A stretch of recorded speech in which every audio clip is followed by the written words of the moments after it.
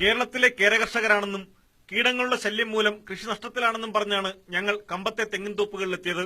ഇവിടങ്ങളിൽ മുഴുവൻ തെങ്ങുകൾക്കും ചുവട്ടിൽ തുളയിട്ടിരിക്കുന്നു. അലൂമിനിയം ഫോസ്ഫേറ്റ് എന്ന മാരക വിഷം വെക്കുന്നത് ഇതിലാണ്.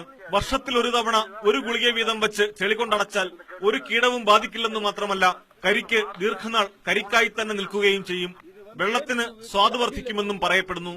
தென்னை மரத்துக்கு அந்த உள் மாத்திரையே வேறு எடுத்து தண்ணி மருந்து கட்டினோம்னா எந்த நோய் வராது, சூப்பரா காய்ச்சிக்கே இருக்கும்.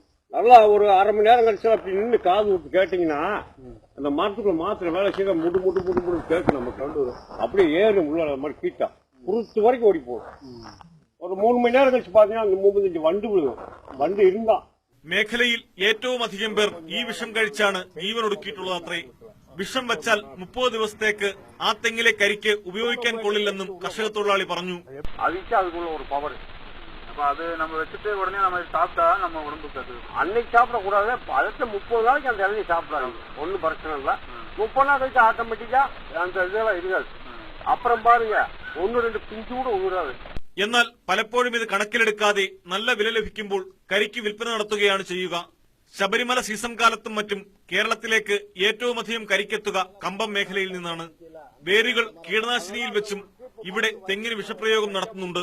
പ്രദേശവാസിയായ ഒരാളുടെ സഹായത്തോടെ ഞങ്ങൾക്ക് വളരെ വേഗം അലൂമിനിയം ഫോസ്ഫൈഡ് വാങ്ങാനും കഴിഞ്ഞു. 5 ഗുളികകളടങ്ങിയ പാക്കറ്റിന് 100 രൂപയാണ് വില. കമ്പംമെട്ട് ചെക്ക് പോസ്റ്റിൽ യാതൊരു പരിശോധനയും കൂടാതെ ഇത്തരം വസ്തുക്കൾ കേരളത്തിലെത്തിക്കാം. സംസ്ഥാനത്തെ ചില കേരകർഷകരും കീടശല്യത്തിന് അലൂമിനിയം ഫോസ്ഫൈഡ് ഉപയോഗിച്ചു തുടങ്ങിയിട്ടുണ്ട്.